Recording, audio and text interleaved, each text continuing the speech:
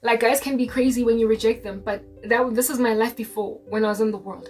I have never ever dealt with this level of coercion. It's on another level, all right? It is astronomical, and I don't know whether I'm coming or going.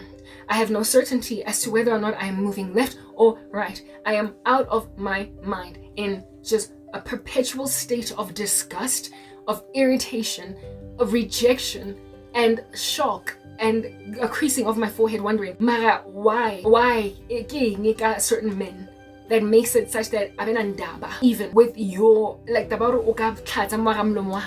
at all he was to get close to you, never mind kiss you, and yet somehow no feelings, no emotions, nothing but fear. First and foremost, and secondly, I've spoken about this before, all right?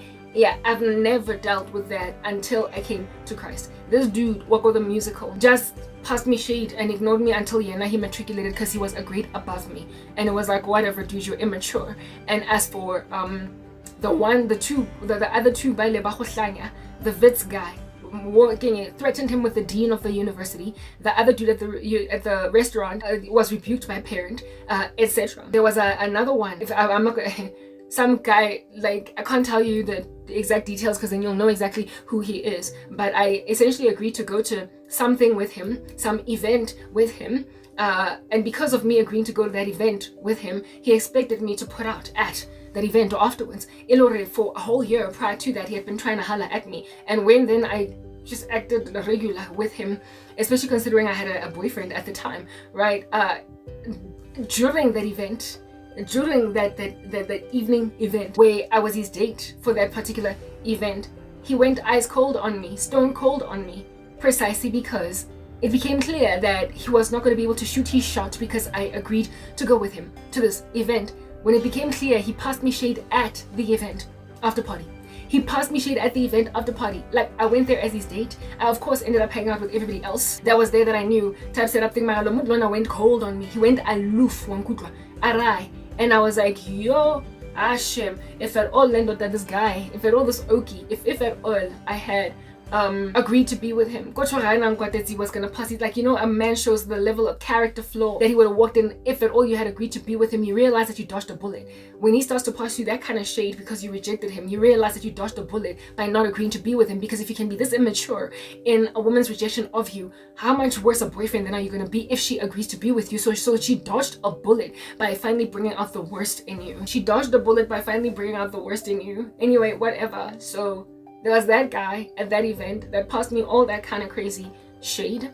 I also had another one when I was in grade 9, and he was in matric, and he dated this one chick, Koskolong, that was in grade 10. So I was in grade 9. She was in grade 10.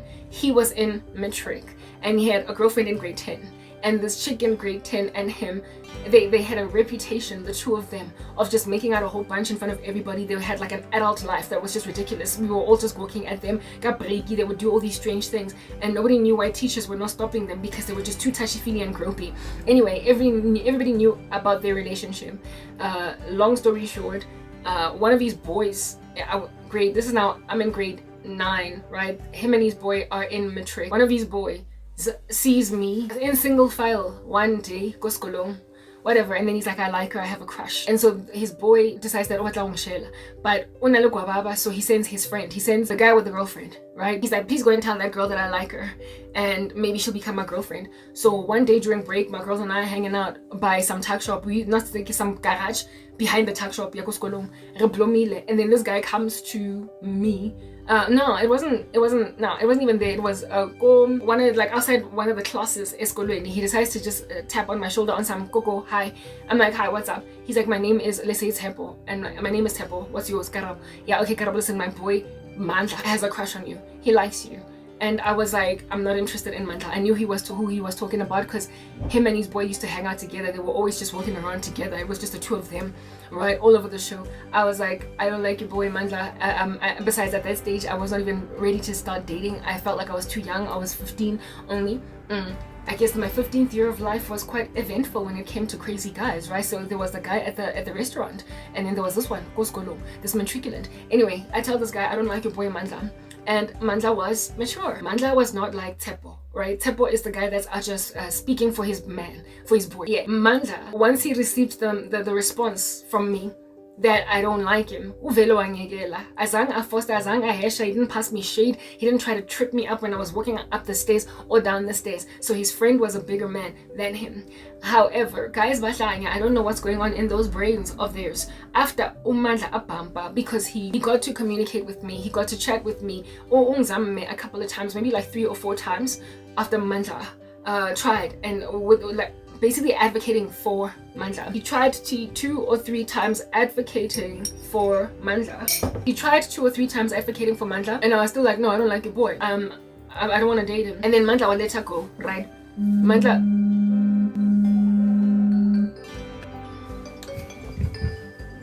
let go. Mandla let go, but did not let God. At least not yet. Who knows? Maybe Mandla did finally give his life to Christ. Anyway, whatever, Mandla let go. But because this dude had advocated on behalf of Mandla 2 or 3 times, or whatever, he then himself, men are crazy like that. That's why I get to banahanan when they send their boys to talk with women. You're putting yourself in harm's way, because this guy will then come and talk to this chick that you have a crush on and then decide that I like her. Look at your boy steal your girl. Like, if you don't got game, learn game. If you don't got lines, learn some lines. Like, shella for yourself, otherwise your boy will actually be snatching your girl. Is that basic? Anyway, whatever. So this guy just developed an interest in me. He got a crush on me during the time when he was advocating for his friend. And so, in spite of having a girlfriend a long time, like him and this chick that were always smooching, when we were new in grade 8, somewhere along the way in the year in grade 8, that's when they started dating. And now it was like about 2 years later, not 2 years, like a year later, yeah, they dated for a long time. That's what I'm getting at. They were together for a very, very long time, like long time. Like for a high school couple, that was a long time. Like a year and a half is like a long time for a high school couple. Anyway, whatever. So everybody in the school knew that this guy was dating this girl. Like, and funny thing, Skimsa, the girl, used to, I'm so distracted. There's just so much activity going on outside. I just wish this wasn't my life, you know that. Anyway, whatever. Skimsa, girlfriend, that thing. They used to, my girls and I used to hang out go garaging in Wiso. It was like a garage behind the tuck shop, and we just hung out go garaging. His, you know how the kids in school, they have their pauses, like during break. You know that scheme says on Asidula go grade 11 quad, abanye bahlala ku metric quad, abanye bahlala ku the tuck shop, abanye bahlala ku the rugby field. Yeah, they hang out in certain spots. Like, that's just how it is. I bet it's still like that even to this day. So my girls and I used to hang out go garaging in, and nobody would dare stand go garaging ele haona, because with success, because it was our posse, right? We used to hang out by this posse garage, while Skinsa, the girlfriend, used to hang out by these other pause area, like these chairs that were by some walkway, and that was their posse where they used to hang out. We could see them, like from the garage where we were at. It was a mere 5-meter walk, maybe 5-10 meters walk to where they chill. And him and girlfriend that day, he would fetch her, God break, right? Where she was sitting with her girls and her posse, he would fetch his girlfriend, and the two of them would then walk just again another maybe 10 to 15 meters away from where we are sitting, and hang out by some rock or opposite the rugby field. It was like a rugby athletics patch type thing. That's where they used to sit and make out in front of everybody. Okay, so they sat by that rock together as a couple. We sat here, and then Skimsa, this chick, Nesidula, not far from where it is that we were at, got some chill chairs, chill area. And this idiot, okay, I'm not like literally, guys, as in, I don't know.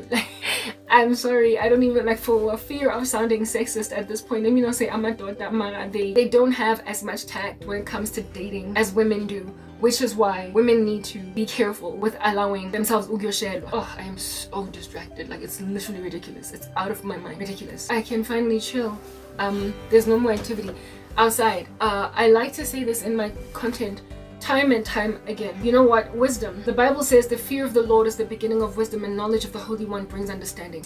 And when you fear God, he gives you understanding as to how the intricacies of this world works, okay? He tells you this is how man is. This is our nature, the human condition.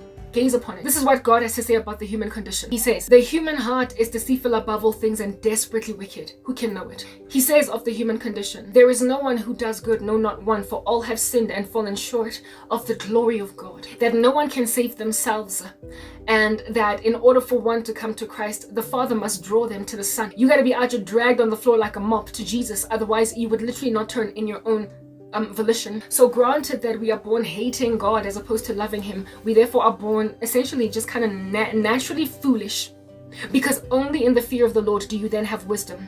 The opposite of wisdom is folly. The opposite of folly is not stupidity or unintelligence. Or the opposite of wisdom is not necessarily stupidity, because stupidity suggests that you can't add 1 + 1 = 2. You can't multiply 6 × 6. You can't see red for red and blue for blue. That is an intellectual issue, right? Intelligence has nothing to do with wisdom. Wisdom is about employing the knowledge of God to life conditions so that you can eradicate or absolve yourself from experiencing the harshest elements of the human condition. Wisdom is amassing for yourself knowledge in Christ, putting it to practice that you might dodge some bullets. That's wisdom. So natural intelligence is void of an ability to truly protect you when you don't have wisdom, but you can't get wisdom without God. So when I say this is the human condition based on what God has to say, heart that is deceitful above all things and desperately wicked, who can know it? Dead in trespasses and sins, most righteous works like filthy rags, can't do anything right, can't do anything good. The Bible also says, which is yet again more wisdom from the Lord God, more knowledge from the Lord's word, that the eye of man is never satisfied, like death and Sheol, like that place where souls go when they die, that don't know God. The eye of man is never satisfied. They keep on consuming souls of men on the daily, and frankly they will keep on doing that all the way up until the end of the ages. It is unfortunate. So if at all, our rapacity is like death and Sheol. Our greed is like death and Sheol. There's no end, therefore, to what a human being whose heart is deceitful above all things and desperately wicked can desire for themselves once they have earmarked it for the grabbing. Once they have determined to get something into their back pockets, there's no calculating just what ends that people are prepared to go to get this thing. Given that they're evil and they're not restrained by just basically what's right and what's wrong, they are restricted by no other thing but their own physical challenges to get this thing. But if at all you can eradicate physical barriers to acquisition of what it is that you can get, if you can get these out the way, whatever is standing in the way of you and your mission, your goal, and the most that you can acquire, if you can move these out the way, then you're going to go and pounce on that thing, whether or not there are other abstract factors that you ought to consider in your attempts to acquire this thing. Abstract factors are important. Abstract factors like what is decent? What is the right thing to do? What is moral in this acquisition? What is ideal pertaining the betterment of the ecosystem encircling me, like for other people? Like when it comes to regarding how me getting this thing is going to affect the ecosystem around. Those are abstract factors. When you consider them, on that day you are better than most. You are not a mere brute beast that just goes for what you want. When only physical barriers to entry are the only thing that block you from going to get your most anyway. You are a flawed human being on that day. You are in great error, and you are what we call a fool. When, however, you grab abstract matters like love, respect, mercy, considerateness, selflessness for society, what is wrong, what is right, and another man's agreement to this, permission, consensus, when you consider these things, that's only when you're wise. It is not merely being able to get something and so therefore getting it that makes out of you a successful person. It is, according to God anyway, good success. It is in considering all other factors that are ethereal, transcendent, abstract, and enabling an ecosystem of everyone involved, not just you little selfish baboon. Do you understand what I'm saying? So only in the fear of the Lord, and so therefore the understanding of what he would rather have you do, WWJD, are you then on that day able to steward human beings? And are you able to steward even your crazy flesh, your longings, your desires, your wants? You are able to steward them in righteousness so as to not be an affront to everybody's peace in the street. This Oki was just evidence of what happens with human beings And the Njefela, when they have not God but have God, what they imagine to be something that they want, that is grabbable, that upon which they can put a bullseye on its back. If I want it, I'm just gonna go get it. Like this idiota. In my grade 9 year, his boy bumps and does not get me. And then he determines that, okay, you don't want my boy, but with me talking to you over these couple of weeks since I've been trying for you and my boy to get together, and my boy has now accepted that you don't want him, I want you. And I'm like, what in the world? Like, I'm in grade 9. Your girlfriend is in grade 10. Okay? Not only that, but like I said, okay, so earlier I said, Vanna, like, yo, women, be careful and counsel as to how to make yourself one who is safe. Upon taking it, you will spare yourselves from just a litany of sorrow. A sorrow, like as in deep, canyonic, abysmal sorrow. You will spare yourself from all that crazy, incendiary sorrow that can even lead you to eternal condemnation because of how, thanks to your sorrow, you are now too bitter to turn your life for God. Turn it over to the Lord. When you get born again, you study the scriptures, you learn of the human condition. And when you are a born again woman, you will learn that there are certain flaws in men, that if you don't suture yourself to Jesus, you have no protections. You literally have no protection. So first and foremost, as a human being, you are made in the image of God. Adam was made first and then Eve was brought next. And she's a helper suitable to Adam. The Lord established a patriarchy to run the show, not a matriarchy.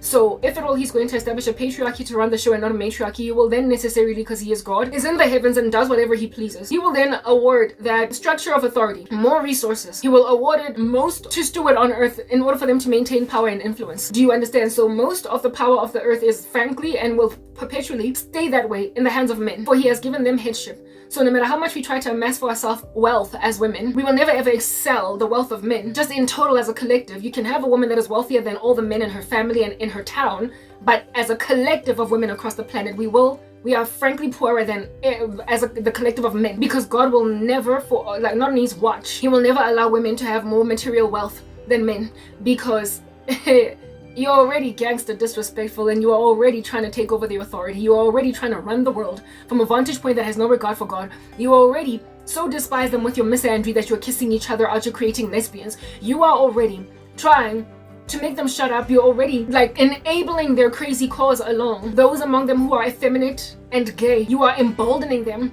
It is thanks to women that the gay community is what it is today. I kid you not right now. These transvestites all over the show were not largely embraced by males. They have been punted, pontificated, proliferated, and beefed up, burgeoned into some gnarly spawn of Satan by women.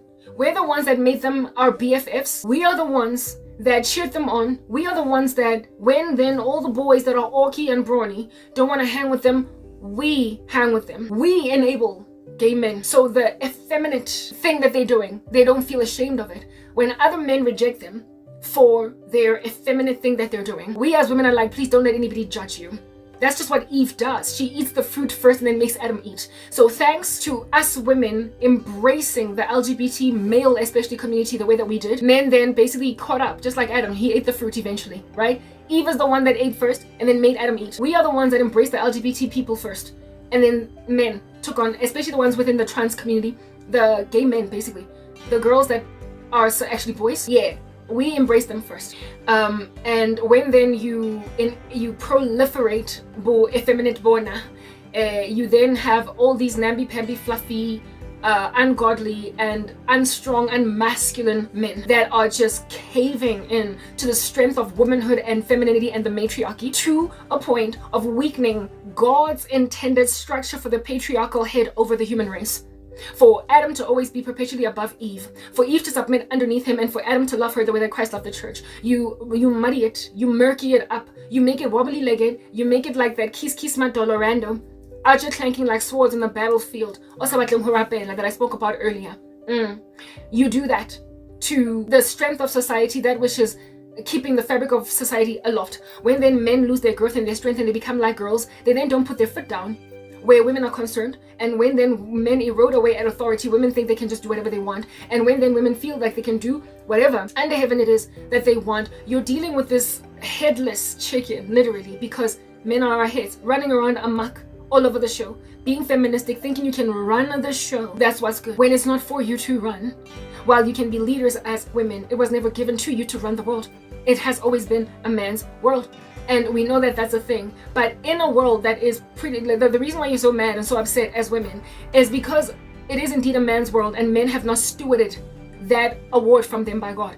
They have not stewarded their masculinity, so they are basically just kind of rough, okay? They're abusive. Ba shapa and hape ba re nkela dintho cause ba feelang ka re bona ba ka briga grapes le rona cause ba hlanya ke gale ba ntse ba tswile tseleng.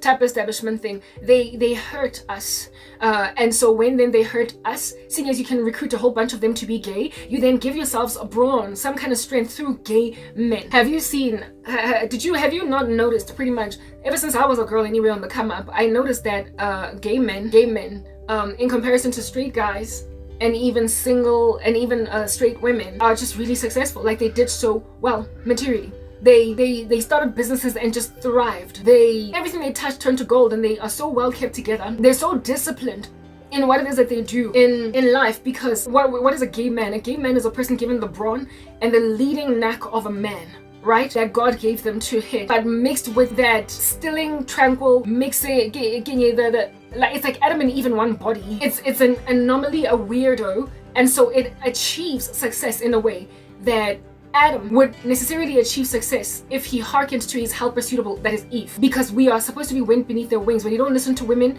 you don't stop wars. Abigail did that with David to stay him from killing that town of Nabal and committing genocide, and so having all that blood on his hands. Gay guys are just that mix. Do you understand? It is like the tranquilizing force of a woman right next to the fever of go-getting of a man. And then when they try and get their goals did, their things did, whatever they want to achieve, they have both within themselves in that strange dichotomy, the discipline of women and the temperance of women right next to the authoritative go-getting brawn of men. And it causes them to just catapult, to skyrocket in their careers, and to do so much better. But you see, you cannot warp. It's like a Nephilim god. I said the other day, and I found that statement quite profound. Right? Go and put it on a lapel, a badge, or whatever, and print it on a t-shirt. Hallelujah. Okay?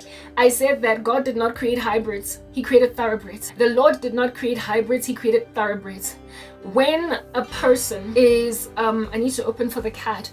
When people, in totality, human individuals, are within the fall, like after we fell under Adam and Eve, right? When we are given the fullness of strength in what it is that we can achieve, there is no end as to how horrifically and heinously we can sin against God. So after Adam and Eve fell, the Lord gave them what we call weaknesses, so that they will not purport to achieve that which they strive to achieve. That's what happened over there in Genesis 11, in the Tower of Babel. We as a conglomerate of human beings in our evil and our sinful state, given that we have fallen after Eve, we cannot be given the nth degree of prosperous way of existing apart from being godly. We can't be awarded our wildest dreams and our wildest fantasies in our strength, because then on that day you're creating hybrids. On that day you're creating hybrids. I wanted to open for my cat, but I don't know. It's giving shade passing because, you know, Tananani. Yeah, okay.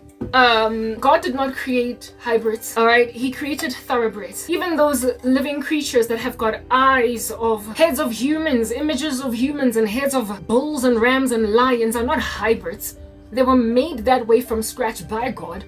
So they are thoroughbred mixes of a creation, a living creature that has got the combination of a human being and an animal like the head of a lion and whatnot. They're not hybrids. They were not mixed together, but the hybrid by mere virtue of the word in its original, what do you call this thing? I thought the word lexicon, but what I wanted to say was denotation, is bringing together two structures like a Labrador and a Rottweiler, and then having these two dogs breed and bring out a Labraweiler. It's a mix. No more mixture. Give me the God of Scripture. That's a hybrid. It was not that Labraweiler was not created a Labraweiler. It was not from the very beginning created a Labraweiler. It was made a Labraweiler by a Labrador and a Rottweiler coming together in mating, and so creating some other little mix of a dog. So that mixture, called a Labraweiler, is the making of human beings, or the making of a fallen society where they are crossbreeding, mixing, and doing all that stuff. All right, the Lord is going to correct all such things. But if at all a labravila was created in its original genome from the get-go when God said, let there be a labravila, then on that day it doesn't qualify as a hybrid, even though it has a combination of the DNA, if you will, of a Labrador and a Rottweiler. It doesn't have a combination of that DNA.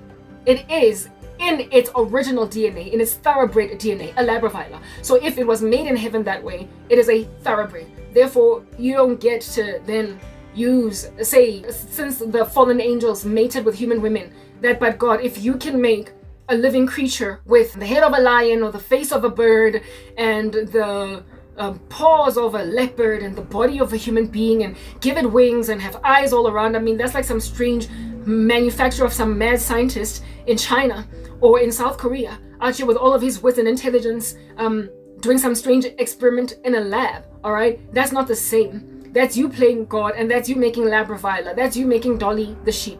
That's you trying to bring back the woolly mammoth. That's you trying to bring back the dodo or the dinosaur.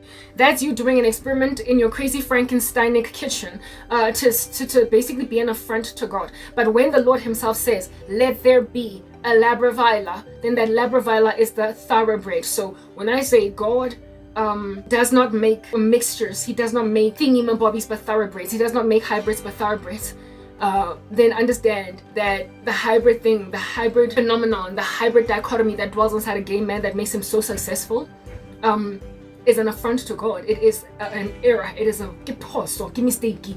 They become as successful as they are because they're literally a combination of mosadi le monna inside a man, the sentiment and the affections and the spirit of a woman inside a man. It's a hybrid.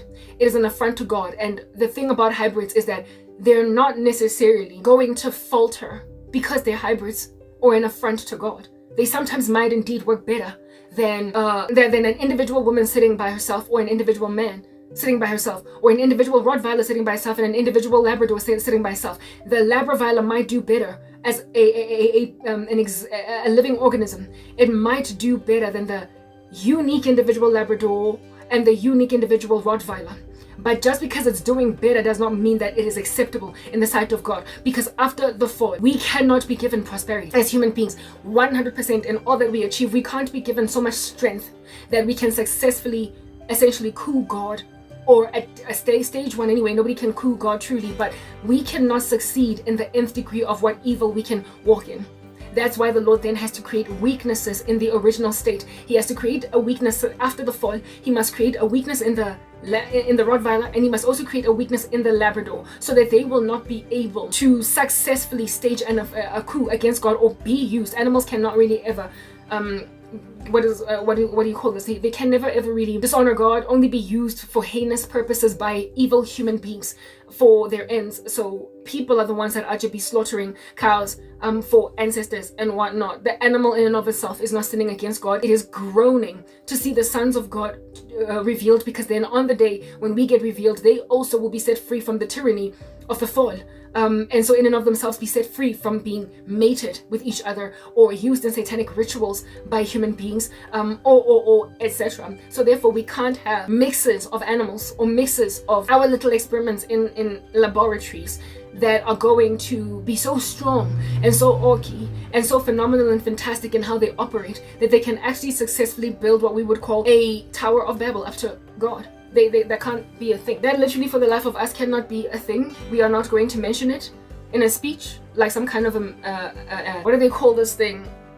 An adage, or baibitsang, like when you put a note on the side at the beginning, an epilogue or a prologue, or some kind of a memoriam in a book that you've written.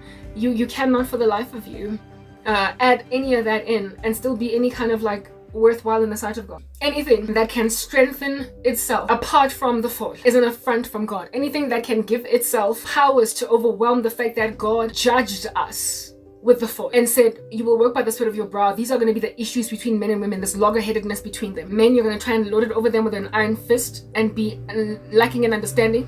And women, you are going to desire your husbands to a point of idolatry. When then you don't get love from them, you will literally try and stage a coup and take them over, type establishment thing.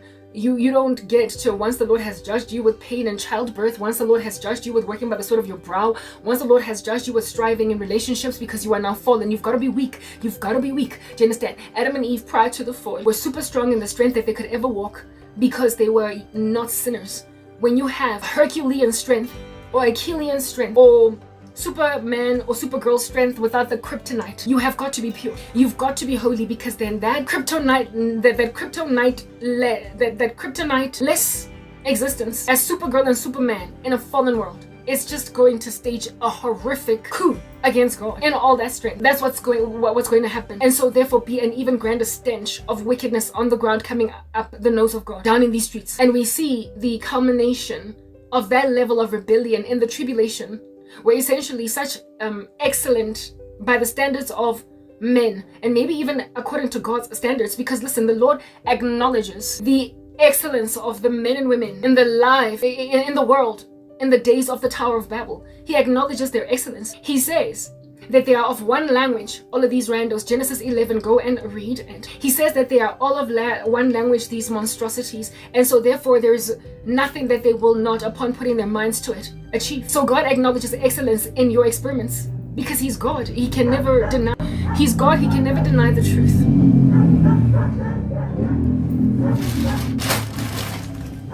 God is God and He can never deny the truth.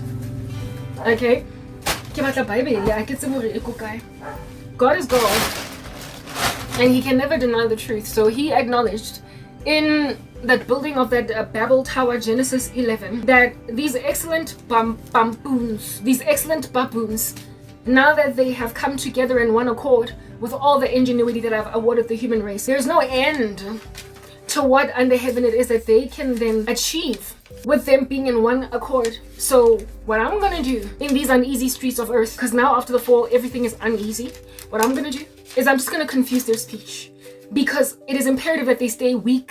It is imperative that they stay weak, because if they don't stay weak within the rebellion, what under heaven are they going to do to be more of a stench of insanity up my nose? What more are they going to do? I need to pee. We're going to read from the Tower of Babel when I come back. And we're also going to speak of even Adam and Eve after they fell out of the garden. That's what's good. The Lord put flaming swords and cherubim, etc. in front of the tree of life, all right, so that they can't eat of that tree, otherwise they will eat that tree and live forever. They were judged, and so God would not award them after that judgment an ability to live forever, but He confesses within Himself that they can eat of that tree and live. So He had to block them from accessing the tree. So it is possible for human beings to essentially try and take themselves out from a state of judgment, but the Lord is sovereign. Do you understand? And so being sovereign, He is the one that prevents you from being able to give yourself eternal life. He prevents you from being able to give yourself omnipotence. He refuses to give you the powers that you can gain to essentially stage a coup against Him, evidencing that He is God. He's omnipotent. So He's in the heavens. He does whatever He pleases, and you can't overwhelm Him. You can't coup Him. No one can deliver from His hand. The Lord made us in His own image. He knows what we can achieve, but He won't let us get to the nth degree of that success, because He knows what you will do when you get it. He knows what you will do when you get it. I need to go in peace so we can continue with this conversation, because literally it is long and it's winding, and it's saying toast cheers at the beginning of a party like it's about to wave its hands in the sky like it just don't care, yeah? And so therefore, for those reasons, I can't just sit here and keep on explaining and elaborating with a full bladder. Hey there, Labravilers. How you doing today? I'm back. Yeah, because that's what you is. Labravilers. Anyway, whatever. So, hybrids, restore yourself to thoroughbredness, please. Anyway, whatever. So, Adam and Eve, after they fell, the Lord knew that it was possible for them to, in spite of His decree over their lives, as to know what's going to give going forward. He knew that there was a possibility. It was utterly within the realm of available options. Alright? There was a possibility for them to eat of the tree of life, and so therefore be recovered to eternal life, albeit having just lost it. So what then did God do? Our pragmatic God shut them out from access of the tree of life, so that they can't eat of it and so therefore live. God therefore acknowledges that it is important for Him to wield His hand of sovereignty over human beings who know that they have got available avenues to defy God's decree. You saw that in the book of Genesis. You saw when the Lord, like literally, it could have been like this, right? Adam and Eve fall. They then lose life and life eternal, and are now dying, absent of them embracing the second Adam, who is the perfect Adam Christ, right? The Lord could have done it this way. You've now lost life. It is what it is, whatever hak vlees that. And even if you were to eat of the tree of the knowledge of good and evil, not knowledge, sorry, but even if you were to eat of the tree of life, because you sinned against me, it's not going to do anything, it's not going to catch. It's not going to afflict you, or rather benefit you. It's not going to do what it is supposed to do in the body once you eat of that tree. On that day, then the Lord basically just sits back in all of his power and just trusts that the tree of life is not going to give life to people who have just rebelled. Instead, he became providential and pragmatic and put the tree away from Adam and Eve to not be able to access it, put cherubims and flaming swords in front of it so they can't eat of it, in order to create this as a typology, this as an understanding, this as a, like, you as a human being. You don't get to deny me as God based on the fact that I did not supernaturally, by just standing back and folding my hands, eradicate a particular thing from coming to pass or metastasizing in society. The Lord, with that Adam and Eve thing, was showing the human race that I have made you in my own image. Therefore, you are going to be very exceptionally creative. And given that I created all things in matter using atoms, I said, let there be, it now is. I am aware that power is accessible by you. Insofar as you go to the depths of the earth and search it out. Insofar as you check cracks and crevices, you will find it. Insofar as you lift carpets, you will identify what you're looking for. You will find it. For listen, it is the glory of God to conceal a matter, and the glory of kings or of men is to search it out. Therefore, the Lord conceals that which people can find out. He adores people who seek and so therefore find. The mysteries of heaven are there for us to peruse and therefore find them. The mystery of iniquity is there as well for us to identify it and so flee from it. It is not, however, supernaturally just hidden from us, that mystery of iniquity, and neither are the glories of heaven just there in plain sight for us to find. We gotta search for them. Therefore, it is possible in your pursuit of knowledge or of understanding to happen upon understanding that is upon working it out an affront to God. It is possible for people to come into knowledge that they will then use against their maker, because the Lord had to give us free agency, he had to give us free will that we might choose him freely. And so therefore, when then we choose him freely, we display that with the knowledge we have happened upon here on earth, we choose with it to worship God. Like I said, natural intelligence ain't nothing in the grander scheme of wisdom, because the two are divorced by divine revelation. You can happen upon stuff because you're smart, but you can be an absolute dastardly fool because of how you steward that information, and so therefore be condemned, seeing as you're trying to use creation to be an insult to God, to be a swear word, a byword to God, a profane thing before God. You are utilizing his amazing creation that he looked at and said it is good once he made it, and you are using it to swear at him, to blaspheme, to be sacrilegious. Do you understand what we're actually in these streets trying to communicate already? All right, yeah. So therefore, the tree of the knowledge of good and evil over there, not tree of knowledge, sorry, but the one of life. It could have been that even if Adam and Eve were to eat of it, seeing as it was in the garden, nothing will happen because you've sinned. But God made it such that they couldn't access it, because it was possible for people to search out things and so give themselves eternal life when they're still fallen. The transhumanistic movement is an example of that. The transfers of consciousness. I don't know if you guys have seen the show, The 100. I watched it and I enjoyed it some time ago on not on Netflix. I watched it when it was on DSTV before we got Wi-Fi up in these streets to therefore stream on Netflix. But in The 100, there is this concept over there where it is that people transfer consciousness over to some chip where a person can live forever, just linger and linger and linger. Do you understand what I'm saying? Even though the human body, the flesh dies. So the people with black blood, blue bloods, they call them blue bloods, in the 100 are the ones that are able to transfer into whose bodies the chip that you place, the memory chip that you place consciousness in their bodies. They then can transfer consciousness into this body, so therefore they get to live through the bodies of other people. Therein lies, and so therefore people basically have to sacrifice themselves that other sinful human beings can live. Therein lies the acquisition of eternal life, but without righteousness. If at all that eternal life has to be through the death of another mortal being, as opposed to an immortal Christ who can propitiate for everybody upon dying, and so therefore when he dies, when he gets resurrected, he continues to live on. Whereas when the blue bloods die, only the human beings that take their bodies and their consciousness linger on, evidencing Cain and Abel murder. I am jealous for your perpetuated state, and so therefore I'm going to exsanguinate it in order to linger mine. I'm going to take what I want to proliferate my own agenda, but you're going to die. So then on that day, we qualify the crime of murder or the sin of murder. Whereas Christ on the cross died. He was killed, he was murdered, but he was resurrected and lived again, evidencing that the Father in heaven did not commit any sin in sacrificing his son. For his son was fully God and fully man, able to propitiate for the entire human race, and he was able to be resurrected, and so therefore the injustice of killing an innocent man does not linger.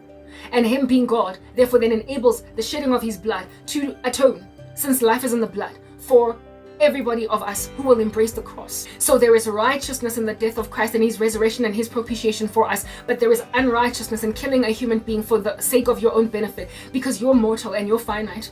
And so if you linger your own concern through another human being, you do what we call commit murder, without there being an ability to recover to life that which you have killed. You on that day are what we call just terribly selfish. You have taken one man's life in order to proliferate your own. Stuff like that happens all the time in the occult. But just the fact that you have discovered that it is possible to take a man's life force to proliferate your own. In other words, you can take a man's wealth and make it your own. You can grab a person's destiny and squander it, that you might not have to witness your own flaws, that you might not have to live in front of a person that is shining like a star. And so therefore in your jealousy writhe, that you might not have to linger that worthless life. You then kill one over whom you are envious, that you might not be made to reel over their prosperity of a lingering life force. That's what we as human beings do. Do you understand what I'm saying? Yeah. So the occult is this thing that bubbled and brewed in the human race, where you were taught secrets by fallen angels, where they are showing you that which God has concealed in plain sight. It is the glory of God to conceal a matter, but the glory of man or kings is to search it out. It was ours as human beings to find out that all is not what it seems. We live in this three-dimensional ecosystem that's called Earth, and it's matter. We can just touch it like proper. It's tangible. But God has put eternity on our hearts. And so therefore we can sniff it in the sky, thick like a fart, that it's not all. This is not it. It can't be. We have an angst from birth, a lingering, a longing for, what else is there? What happens when we die? We have that curiosity, because the life force in a human being, when it gets taken out, that wind in them, when it gets taken out, for God breathed into us and we became living souls, when that wind or that breath is taken out, there is just a sorrow, and a deep one at that, to just see a still body on the floor. To just see somebody who has so much life and vibrancy in them now just be glazed, with their eyes just rolled back, and them nothing, no life is in there. What happened to all that energy? So the angst that then is created in us about death makes us wonder what happens when we die. So therefore it is God's glory to conceal that information, but it is your glory to search it out.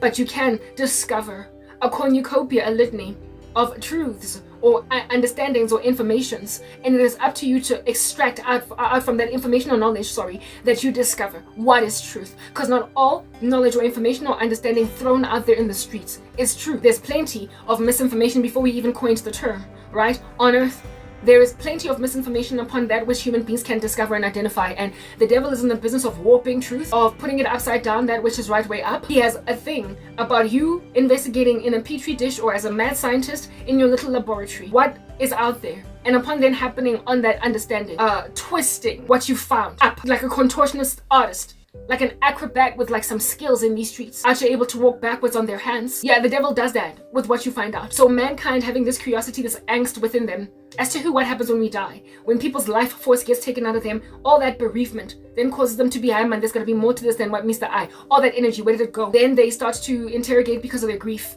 Oh, what happens when we die? And they then learn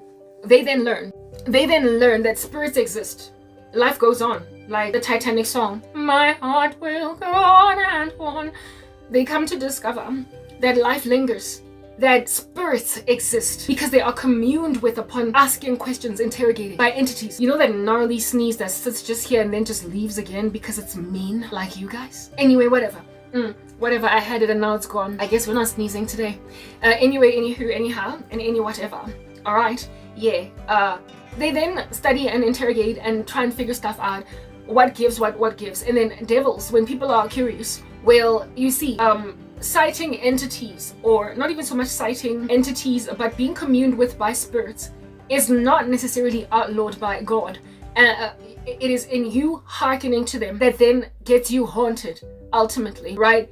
We know that that's a thing because the serpent in the garden is a spirit, right? However, it came through what? It's Satan. It came through a serpent, and it was there, but not in a haunting fashion. It came beguiling with kind words and sweetness, and with good tidings, offerings of literally sweet nothings, okay? That's what that serpent ought to be doing in these uneasy streets. Well, the streets were yet to be uneasy, but I mean, that serpent that made them uneasy, okay? Like an earthquake, trembling around all over the show. The Satan, that fallen angel, came through that which Adam and Eve understood and knew on the daily, right? All the animals in the garden, they knew them, including the snake. The snake of which, understand, freaky as this might sound, Archie was walking likely on two legs like you and me. It was not on its belly, because that was a judgment on reptiles that came only later on, thanks to the snake being a thing of that dastardly nature. Do you understand what I'm saying? So the snake was likely a preenly, upstanding, almost like maybe walking on fours like a lion or whatever, slithering beast. And I wasn't slithering. We know the serpent wasn't slithering because it was its judgment to crawl on its belly. So it rocks up after on all fours, making like a cartoon lizard or whatever, and it speaks to Adam and Eve and then beguiles them. But Adam and Eve knew the snake. They knew the snake like they knew the lion. They knew the snake like they knew the eagle. They named them, right? Adam is the one that named them. They knew animals. So therefore, when this animal came and spoke to Eve, listen, I do not know if animals in the garden could actually commune with human beings in a way that they understood. Speak to people. It is not an understanding that we have access to. But one thing that is certain is that it was not a surprise or a shock or something that caught Eve off guard as anomalous for a serpent, one of the animals in the garden, to talk to her. So maybe it was possible for Eve to say to an animal, "Hi there, Simba," and Simba be like, "Hi, Eve." Maybe. I don't know. For animals to commune with human beings. Maybe that's why today we feel such a connection to our cats and our dogs and our parrots, whatever. Because we feel like in their gestures, they're actually talking, they're communing. When they look in our eyes, we feel like they're actually saying something, but I mean, we know that they don't talk, so we don't know what's going on over there. Maybe there was a time when literally you could look into the eyes of an orangutan and it actually be saying, "What's good, girl?" Right? Yeah. And so, seeing as it was not a surprise or a shock, something that threw her off guard, for the serpent to talk, we can likely conclude that what was the potential, what was true in the garden, is that Adam and Eve were able to commune with animals, right? In ways that we can't fathom today, that communion. Anyway, whatever. That was cut off because, you see, the Tower of Babel, that story over there, typologically, like, herein lies human beings with one language, and because of it, there's no end to what they can do, but they're evil, so God has to put an end to that. So therefore, in the garden, we were like the boy in the Jungle Book, or even Dr. Dolittle, right? Able to speak to some animals. Look Who's Talking, like that show with the babies, that movie with the babies.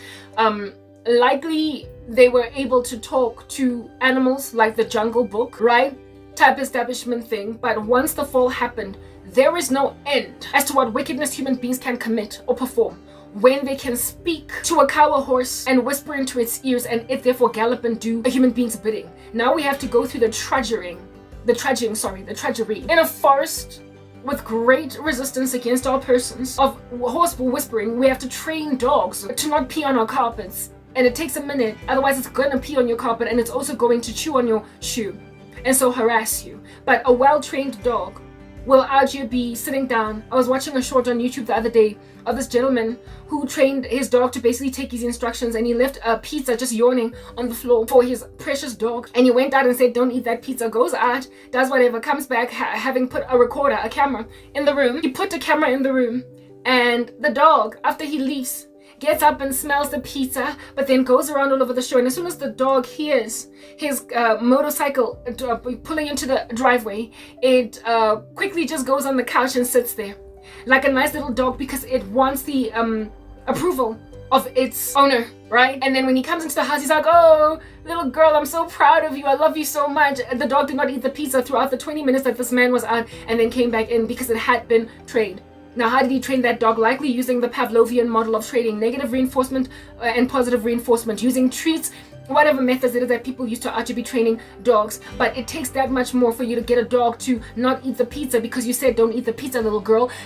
It takes that much more for us now. They don't come automatically trained, which is why I went from being a dog person to a cat person, because I have had enough of my shoes eaten and enough of carpets out here wet with like dog poop, with dog pee, and there being little pebbles of dog poop all over bedrooms and whatnot, for me to be like, I will never own a dog like ever again unless it gets trained not to pee in the house. Like my uncle has a dog, I don't know if it's still alive or whatever, that knows to pee at a certain spot, right? So it did not do its business in the house type setup thing. I told myself that I will never ever own a dog unless I can control how much it barks, and also unless I can control that even though it's sitting in the house, it's not going to pee on my floor, it's not going to poop on my carpet. It's like it just takes so much, and you have to either in and of yourself have the skill to train the dog, or hire somebody, pay them a handsome fee to train your dog so that it does not pee on your carpet, so that it goes outside to do number one or number two, so that whatever. So I prefer cats because they're just inbuilt that way by God. To be out of digging some holes and peeing for themselves, they will use the kitty litter without being trained. That's how the Lord made them to be. So I prefer them because it's just less maintenance. Plus, they only meow, and their meow is very subtle. They're not loud, even their purr. So a cat can never really wake you up out of sleep. It can never afflict the living dead unless it has the zoomies in the middle of the night. It's a quiet animal, so it makes for somebody who just likes their peace and tranquility. It makes for a perfect cat pet for a person like that. But otherwise, the rest of this animal kingdom out here in these uneasy streets of earth has got to be trained by you. But I do believe that in the days of Adam and Eve, it was likely just a natural, it was like common sense. It was just that which was an automatic existing state for animals to be kept in a bunch and to be spoken to, likely by telepathy, or I don't know, maybe even by language, I don't know. So like it's giving Dr. Dolittle. Do you understand what I'm saying? Or the Jungle Book or whatever, like where it is that human beings are talking to animals. We know that that is likely a thing, because if it wasn't, Eve would have been freaked out. I would. I mean, Madagascar,